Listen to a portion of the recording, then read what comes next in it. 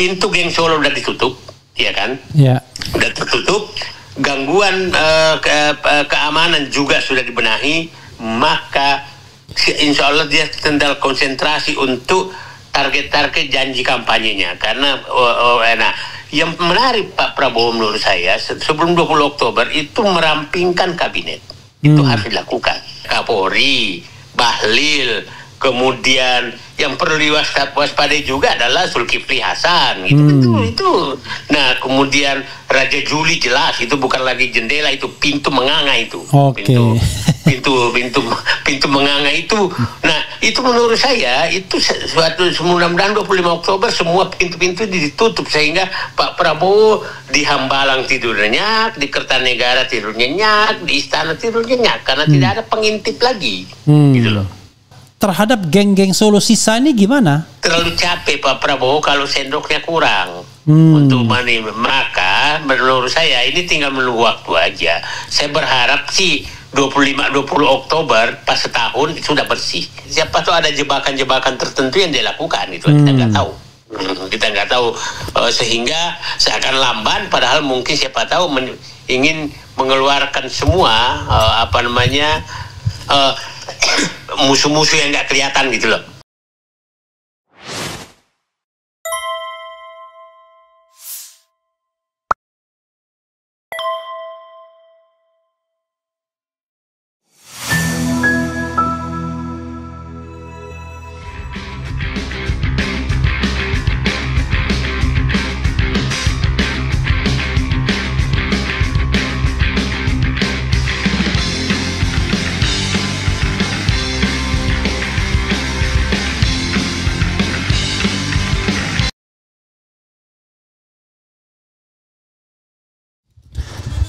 Assalamualaikum warahmatullahi wabarakatuh.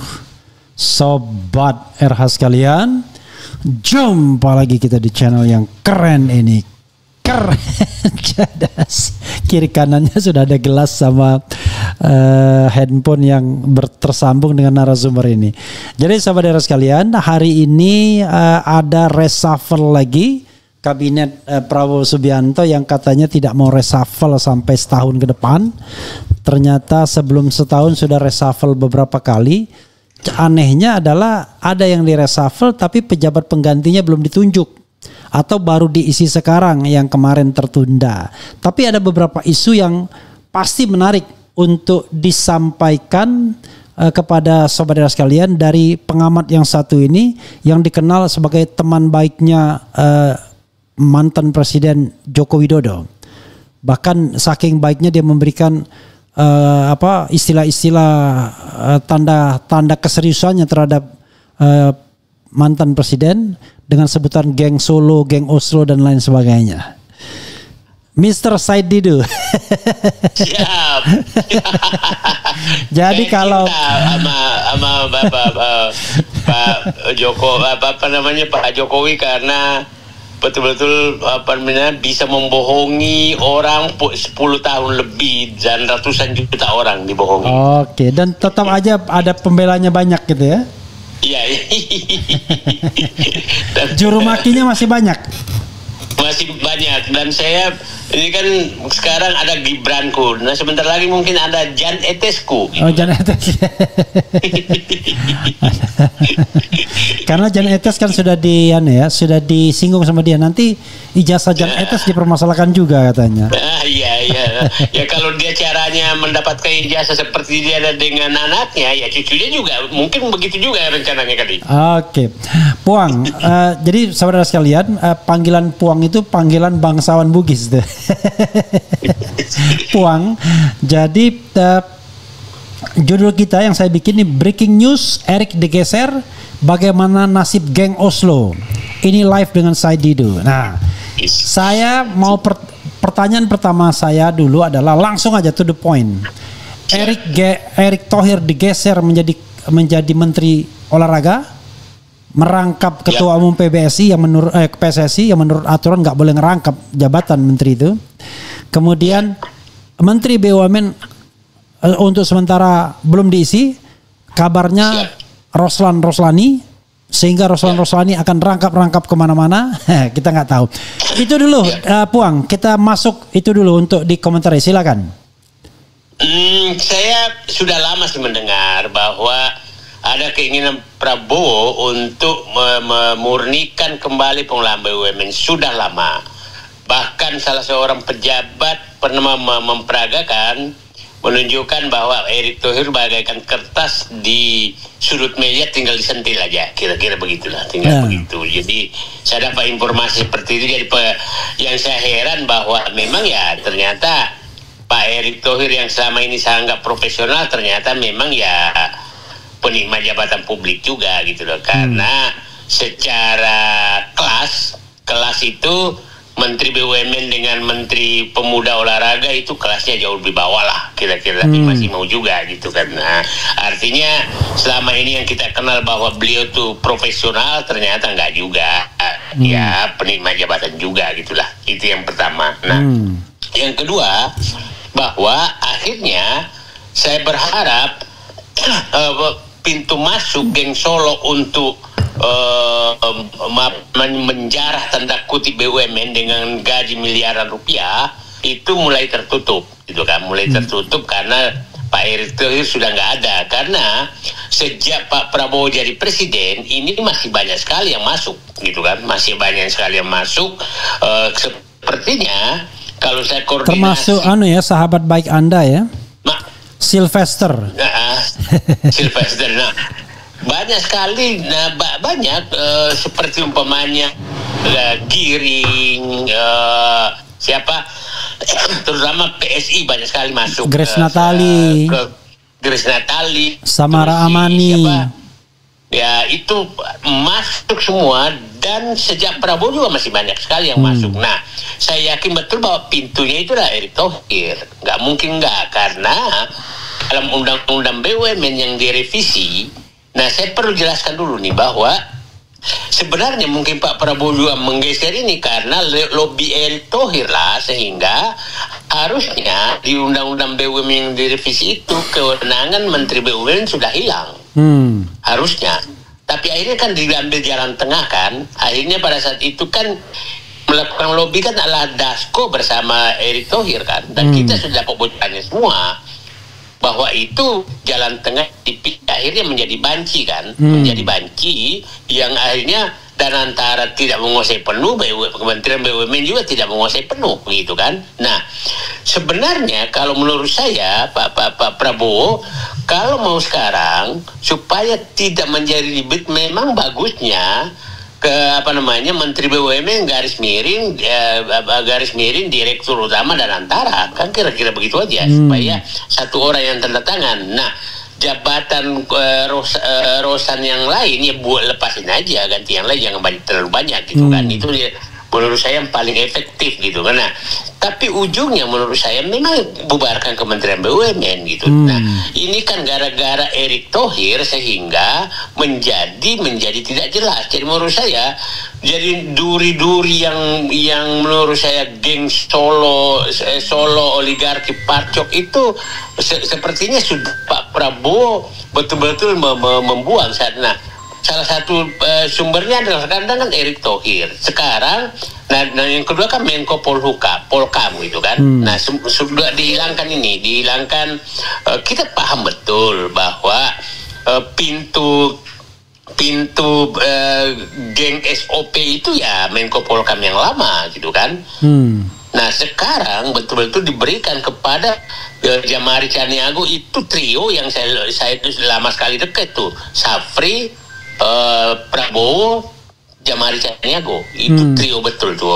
Nah, saya menganggap bahwa sekarang Prabowo dengan reshuffle ini itu menunjukkan bahwa sekarang betul-betul mau mengendalikan. Nah, bukti juga mau mengendalikan adalah orang paham betul juru bicara juru bicara presiden, kantor komunikasi presiden, PCO ya. Itu kan betul-betul yang bekas wamen Digi itu kepercayaan Prabowo betul gitu. Jadi nah, saya melihat betul-betul dia mau mengendalikan mengamankan semua lini gitu loh. Nah, itu kira-kira. Jadi istilah saya dulu makan bubur panas. Nah, betul-betul sudah dari pinggir-pinggir gitu ya. Tengahnya. Dari pinggir-pinggir. Nah, mulai makan tengahnya dan sendoknya makin banyak. Karena dulu kan sendoknya hanya Safri gitu kan. Nah, Safri ya mah karena Dasko itu kan agak dekat ke Solo juga, jadi nggak bisa jadi sendok gitu kan. Sendok makan bubur panasnya. Nah, sekarang banyak sendoknya. Jadi mudah-mudahan sebelum 20 Oktober itu betul-betul Pak Prabowo sudah menunjukkan saya adalah presiden gitu loh. Oke, kita satu-satu ya, pelan-pelan Puang ya, karena banyak hal yang menarik untuk dibahas ya. Saking menariknya, sebelum Puang bicara pun yang nonton udah banyak banget. jadi begini, mengenai Kementerian BUMN ya, menurut Puang berdasarkan undang-undang BUMN yang ada, sebenarnya apakah masih perlu dipertahankan kementerian? Beda ya BUMN sama Kementerian BUMN. Apakah Kementerian BUMN itu masih perlu dipertahankan atau tidak? Jadi gini, dari namanya badan usaha milik negara, bukan badan usaha milik pemerintah. Jadi harusnya posisi BUMN itu sama dengan TNI, negara. Nah, artinya tidak boleh ada menteri. Kalau menteri masuk lagi kabinet. Kabinet itu pasti politisi. Nah, politisi akan berhadapan dengan DPR, berhadapan dengan macam-macam. Itu yang harus dihindari. Dan hampir semua negara tidak ada menteri BUMN. Cina yang hampir semua perusahaannya BUMN tidak ada menteri BUMN. Singapura yang Temasek yang menguasai hampir 90% ekonomi tidak ada menteri BUMN. Malaysia tidak ada menteri BUMN. Nah, itulah penting. Menteri BUMN ini harusnya memang dibubarkan. Saya dari dulu ingin bubarkan itu menteri BUMN karena itu pintu utama intervensi BUMN itu adalah Kementerian BUMN. Oke, sekarang pertanyaannya adalah kalau saya belum baca perubahannya secara komprehensif ya. Kalau sekarang Kementerian BUMN dibubarkan, apakah tidak menyalahi undang-undang BUMN sehingga diperlukan perpu ya agar tidak ilegal, ataukah ternyata itu sudah terbuka peluangnya dalam undang-undang yang baru? Transisi yang bisa dilakukan karena saya yakin bunyinya undang-undang pas menyatakan menteri yang ditugasi mengurus BUMN pasti bunyinya begitu. Nah, sambil menunggu itu maka dibikin aja menteri BUMN garis miring direktur utama dan antara, selesai. Dan itu nggak perlu ada staf dulu, gitu loh. Karena sambil nanti menghilangkan itu, menghilangkan Kementerian BUMN, nggak usah, nanti gampang aja, nanti diinikan gitu kan. Ya harus dihilangkan kalau paradigmanya bahwa BUMN itu bukan badan usaha milik pemerintah kan? Ya, gitu. Harus dihilangkan. Nah, untuk sementara menurut saya sampai ini kan itu revisi yang hanya menghilangkan aja. Bahwa pemegang saham BUMN adalah direktur utama dan antara kan gitu aja, itu hanya mengganti satu kata gitulah. Dan kalau misalnya kita bicara tentang Roslan Roslani ya dan BUMN serta peralihan ke Danantara, Puang setuju dengan sosok ini atau sebenarnya dia fully under control Prabowo atau dia ada bau-bau geng Solo atau ada sosok lain yang lebih cocok atau bagaimana? Saya melihat sekarang karena saya bilang begini, saya melihat sekarang yang dekat dengan Prabowo adalah dia gitu. Jadi maksud saya karena itu betul-betul the president man yang harus itu di situ, the president man itu nggak bisa yang lain tapi yang sangat profesional gitulah itu kira-kira. Dan saya pikir dengan Menteri Keuangan ini kelihatannya bisa cocok tuh. Dengan Menteri Keuangan yang itu cocok tuh gaya-gayanya gitu. Nah, cuma Rosan ini kan banyak diem. Tapi itu dibutuhkan orang seperti itu gitu. Kalau dari yang ada sekarang, saya masih menganggap bahwa Rosan itu cocok lah di Kementerian mengendalikan Danantara gitu. Dan BUMN ya, dan Kementerian BUMN. Iya. asal barangkali perlu dibayar dia, jangan punya ambisi politik untuk jadi presiden atau wakil presiden. Nah, kalau saya sering komunikasi sama dia, nah saya selalu menyatakan ini saatnya memperbaiki negara yang betul-betul rusak, gitu kan? Nah, saya di tangan Anda itu 50% persoalan negara. Kalau BUMN bagus, maka insya Allah bagus. Jadi bersyukurlah bahwa dikasih ini. Nah, itu betul-betul harus dari soal dan bagusnya dia, karena dia tidak apa namanya ya. Saya kan bertanya juga ke Danantara, kenapa masih banyak komisaris-komisaris yang coba bayangkan Giring dimasukin komisaris, Yofi gitaris dimasukin komisaris, siapa namanya Ade Armando jadi komisaris gitu kan, itu kan teman Anda Sylvester jadi komisaris juga. Sylvester jadi komisaris, gimana logikanya? Jawaban mereka itu sudah ada pihak yang mengatur komisaris, direksi enggak gitu loh. Artinya saya menyimpulkan bahwa ini pintunya Erick Thohir gitu loh. Jadi saya bilang diberhentikannya Erick Thohir menjadi Menteri BUMN adalah Pak Prabowo menutup pintu untuk masukkan lagi geng Solo ke dalam BUMN. Itu saya pikir itu. Oke, jadi the ultimate goal dari reformasi di BUMN adalah meniadakan Kementerian BUMN. Menurut saya begitu ya. Menurut Anda begitu? Betul. Ya? Oke. Ya, saya begitu. Saya begitu supaya memposisikan BUMN menjadi betul-betul badan usaha milik negara, bukan badan usaha milik pemerintah. Oke. Apalagi badan usaha milik nenek lo, boy. Oke. Kita bergeser ke jabatan yang tadi Anda singgung juga ya. Saya tidak mau nyinggung, tapi ketika Anda duluan menyinggung, saya harus singgung juga soal Jamari Caniago. Jamari Caniago ini kan termasuk DKP sesungguhnya, kan Dewan Kehormatan Perwira yang memecat Prabowo. Dan saya membayangkan memang Safri Samsudin pasti tidak mau dia meninggalkan pos Kementerian Pertahanan karena itu legasinya Prabowo dan pasti Prabowo punya obsesi di pertahanan itu karena dia berasal dari TNI. Tetapi mencari Menko Polkam yang bisa mengkoordinasi Safri juga tidak gampang karena dia pejabat senior banget. Usianya setara dengan Prabowo. Maka ternyata jalan tengahnya ada seorang legend yang usianya lebih senior. Kelahiran tahun 47 alias 76 tahun. Jadi seorang Gatot Nurmantio pun tidak cukup senior untuk mengkoordinasi Safri Samsudin, ya kan? Apalagi Budi Gunawan, ya kan? Oke. Apa yang bisa Anda lihat? Wah, ini 3 orang yang punya kedekatan, tetapi semuanya di atas 70 tahun. Silakan. Saya melihat begini, kalau Safri saya banyak sekali bergaul dan sangat sehat, tidak ada gangguan apa-apa. Begini, Safri Samsudin sebenarnya bukan hanya Menhan yang paling penting. Pak Safri itu dibutuhkan Pak Prabowo sebagai Ketua Dewan Ketahanan Nasional. Pak Bung Refli tahu persis. DPN, Dewan Pertahanan. Dewan Pertahanan Nasional. Karena ketuanya Presiden, ketua hariannya Safri, gitu kan. Nah, adalah Menhan, ketua hariannya Menhan. Jadi memang posisi itu dibutuhkan betul karena sedang mengambil alih hampir 5 juta hektar sawit dari oligarki.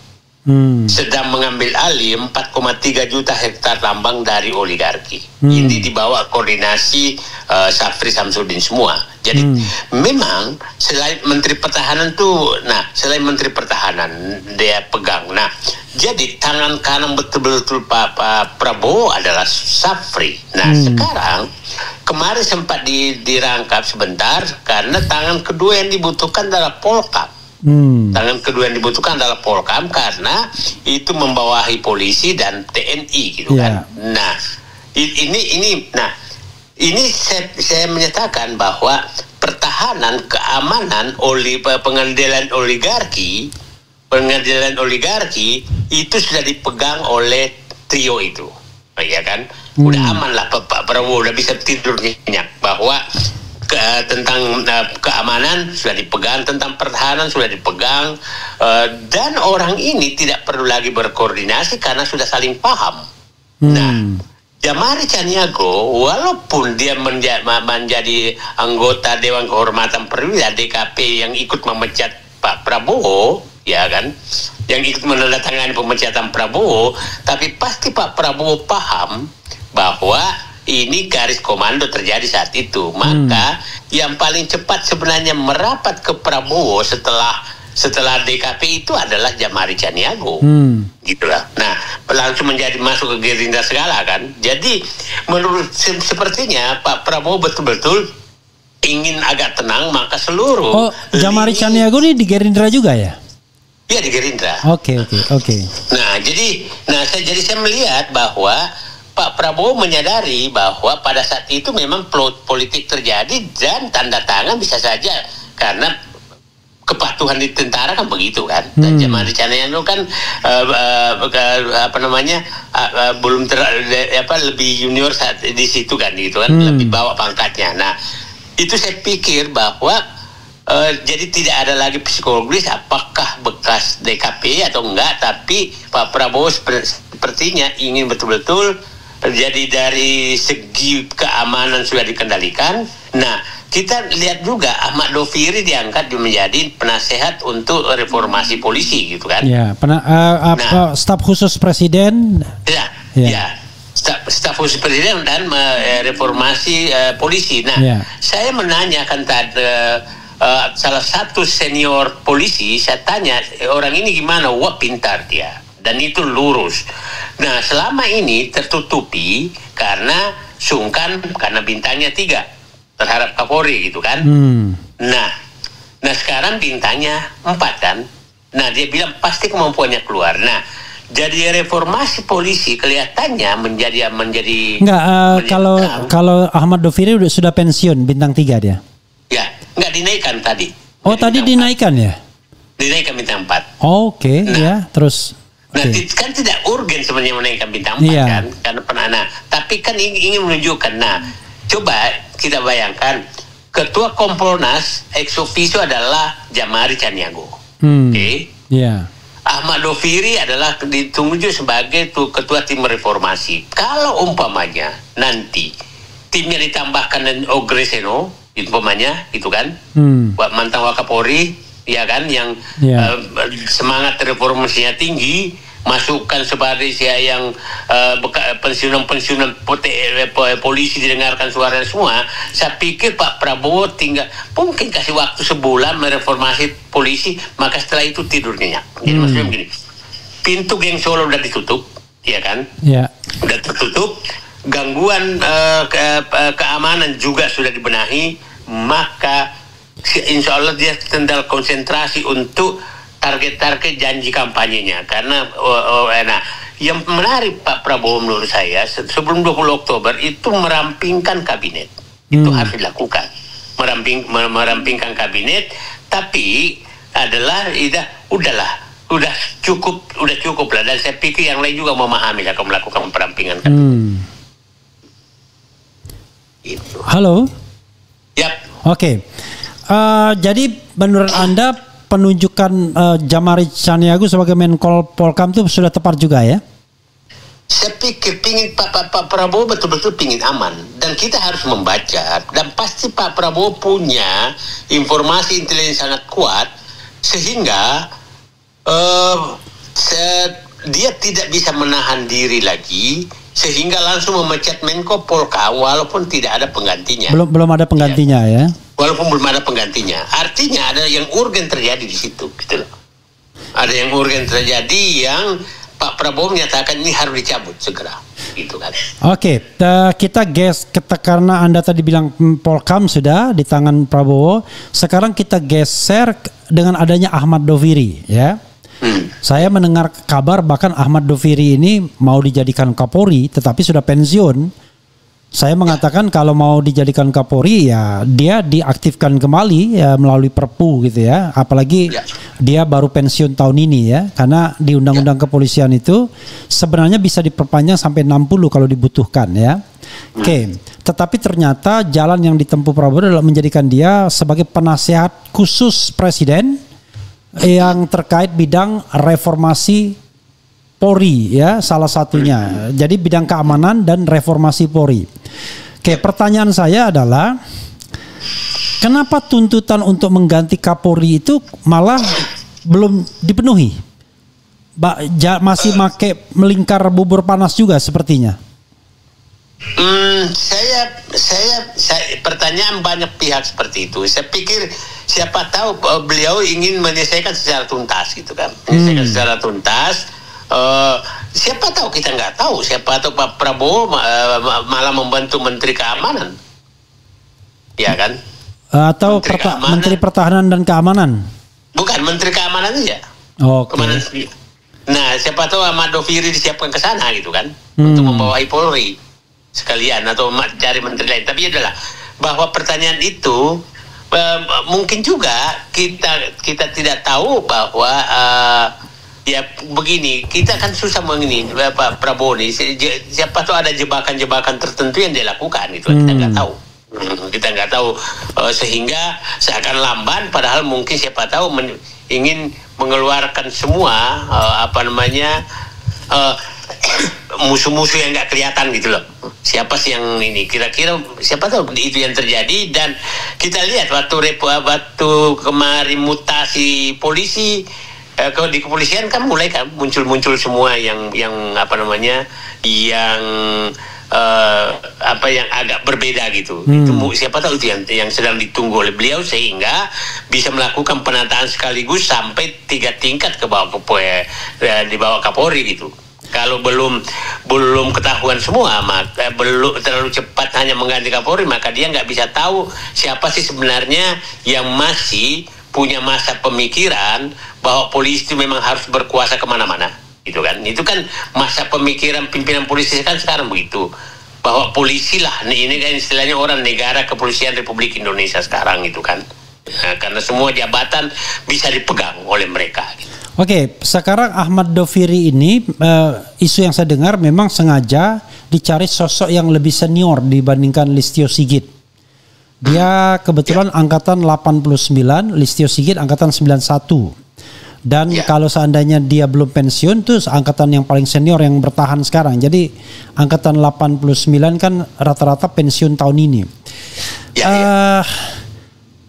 Menurut Anda Ahmad Doviri ini tidak hanya sekedar dijadikan penasihat khusus saja bidang keamanan, ketertiban masyarakat dan reformasi kepolisian, tetapi menjadi entry point untuk merombak, mengubah atau mereformasi Polri, begitu? Karena kalau cuma penasihat khusus apa-apa itu, penasihat itu kan nggak ada powernya sama sekali. Dan kalau tidak ditujukan untuk memegang, untuk mereformasi polisi, tidak ditambahkan nama itu. Oke. Karena otomatis hanya dan tidak dipaksakan dari bintang 4 buat apa? Jadi saya yakin betul-betul bahwa ini tujuannya untuk mereformasi kepolisian, karena satu, namanya ditambahkan reformasi kepolisian, dan kedua, pangkatnya dinaikkan gitu, sehingga tidak sungkan lagi menghadapi Kapolri yang di bintang 4 itu. Oke, artinya Anda mengatakan bahwa untuk pertahanan TNI ke bawah ada Jamari Caniago di situ. Ya. Untuk keamanan yang tugas polisi itu ada Doviri di situ. Nah, itu dua, karena Kompolnasnya kan begini. Kompolnas itu kuat sekali menurut undang-undang. Yeah. Gitu kan. Kompolnas kan Jamari Caniago juga. Ex officio. Jadi Pak Prabowo betul-betul menempatkan dua kepercayaan untuk mereformasi kepolisian, yaitu Jamari Caniago sebagai ex officio ketua Kompolnas dan Ahmad Doviri gitu. Ya, tetapi selama ini ex officio itu nggak jalan. Bahkan di era Prof Mahfud misalnya nggak pernah itu. Pak Mahfud yang biasanya sangat sensitif ya terhadap kerja-kerja kepolisian misalnya, itu nggak pernah menggunakan kewenangannya sebagai ketua Kompolnas. Yang ada ya kita lihat tuh siapa yang dari Manado itu yang belum apa-apa udah membenarkan Sambo. Beni siapa? Mamoto ya kan? Belum sudah membenarkan polisi dalam KM 50. Dan Pak Mahfud sendiri keep silent gitu. Iya. Okay. Tapi saya pikirnya betul lah bahwa Ahmad Doviri memang dipasang depan. Jadi untuk begitu ya. Nah, tetapi pertanyaan saya adalah sebaliknya, kenapa kemudian tidak dibentuk komisi reformasi kepolisian, reformasi Polri yang merupakan tuntutan masyarakat? Saya pikir siapa tahu Ahmad Doviri yang suruh bentuk. Oke, jadi paling tidak sudah ada orang kepercayaan yang ditaruh di situ gitu ya? Ya, dan saya pikir sepertinya Ahmad Doviri akan membentuk gitu, membentuk komisi itu. Ya, sepertinya itu karena Pak Ahmad Doviri juga ya orang memberitahu saya bahwa itu salah satu polisi yang intelektual gitu loh. Iya, memang orangnya sopan santun tinggi ya. Saya juga kenal waktu dia jadi Kapolda DIY gitu ya. Oke, dan dia bintang 3 yang memproses Sambo pada waktu itu. Betul. Ya, jadi dia Budi Agung Marioto pada waktu itu, kemudian ada Wakapolri dan satu lagi saya lupa itu ada bintang 3 yang kemudian memproses Sambo. Oke, tadi kita bergerak dari Menteri BUMN, kemudian ke Menteri Polkam, kemudian kepada Ahmad Doviri. Nah, pertanyaan saya adalah terhadap geng-geng Solo sisa ini gimana? Yang kelihatannya kok belum berganti juga. Misalnya Raja Juli Antoni ya kan, si Bahlil, kemudian macam-macam lah. Itu gimana? Ya. Nah, saya melihat begini, ini kelihatannya ini Pak ini kan begini, pintu-pintu utama sudah ditutup. Pintu utama itu kan Erick Thohir, Menko Polhukam itu kan pintu utamanya, ya kan? Yang paling utama Kapolri lah. Ya Kapolri pintu. Nah ini menurut saya itulah saya bilang terlalu capek Pak Prabowo kalau sendoknya kurang untuk maka menurut saya ini tinggal menunggu waktu aja. Saya berharap sih 20 Oktober pas setahun sudah bersih. Karena begini, jangan lagi lah ada orang berharap bahwa Pak Prabowo ini jalan setengah hati gitu untuk menjadikan dirinya sebagai presiden. Kan begini, bagaimanapun juga Pak Prabowo juga kesel juga tuh walaupun dia dekat sama nah tadi saya dengarkan ini Pandana Baban itu menyatakan Pak Prabowo itu harus menghilangkan perasaan bahwa dia jadi presiden karena Jokowi. Itu Pandana Baban menyatakan demikian. Jadi, nah itu harus memang dihilangkan perasaan itu. Saya bilang begini sih Bang Refli. Dalam hal pribadi, kita menghormati betul sikap Pak Prabowo untuk dekat dengan siapapun, ya kan. Tapi dalam hal bernegara dia harus hitam putih. Sebagai presiden, sebagai Prabowo, kita tahu Pak Prabowo itu adalah orang sangat pemaaf kepada siapapun. Nah, tapi sebagai presiden tidak boleh menggunakan sikap pribadi itu, tidak boleh menggunakan karena presiden itu adalah membawa aspirasi rakyat. Itu kan yang harus ada dihilangkan. Beliau harus mencontoh bagaimana Bung Karno dulu, Pak Harto dengan Pak Bung Karno, dia hormat secara pribadi kepada Bung Karno, tapi sebagai presiden dia mengikuti secara rakyat. Itu kan hitam putih. Pak Habibie dengan Pak Harto begitu juga. Kepada Pak Harto dia hormati, tapi kebijakan Pak Harto yang salah itu hitam putih. Ya kira-kira begitulah. Nah, jadi bahwa dekat secara pribadi dengan Jokowi monggo saja, ya kan. Tapi mempengaruhi kan begini. Jokowi ini masih ikut cawe-cawenya tinggi banget, ikut mengomentari menteri keuangan, ikut mengomentari sebagai apa mengomentari, gitu kan.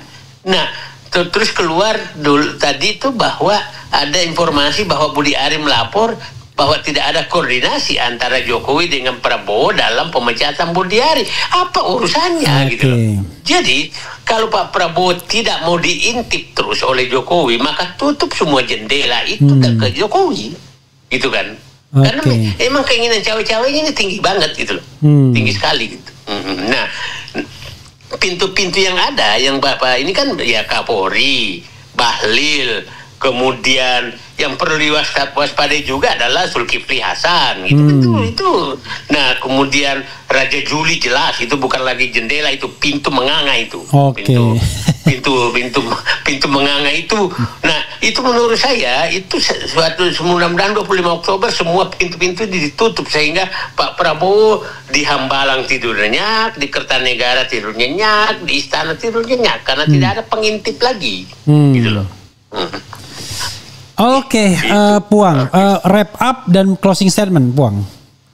Saya menyatakan bahwa Pak Prabowo lanjutkanlah makan bubur panas untuk menjadikan diri presiden yang mandiri, dan kami rakyat terserah memilih, tapi Bapak harus menjadi presiden dan orang-orang yang Bapak tempatkan betul-betul di presiden dan hanya tunduk pada Bapak, tidak main dua kaki.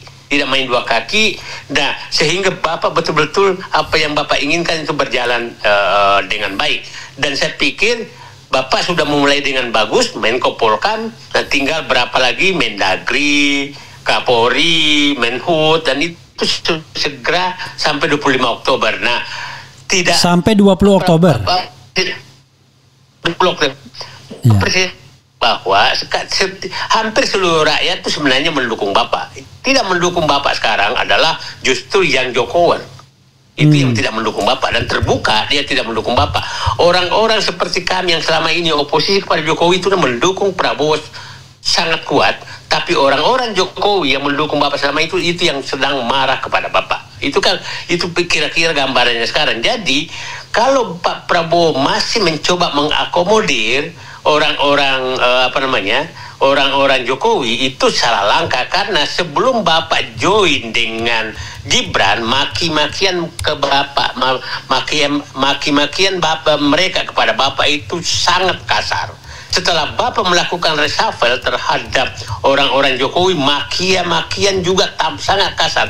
Akhirnya itu adalah pendukung palsu terhadap Bapak gitu. Pendukung asli Bapak itu adalah orang-orang yang selama ini memang oposisi pada Jokowi. Oke, sobat RH sekalian. Terima kasih Puang Saididu. Terima kasih. Oke.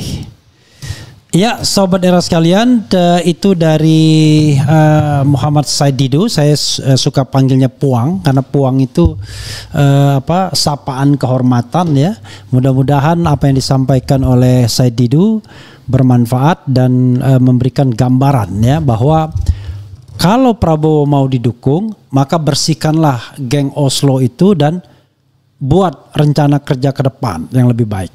Itu saja. Kita belum membahas tadi soal Kodari dan lain sebagainya, tetapi is okay lah ya. Wassalamualaikum warahmatullahi wabarakatuh.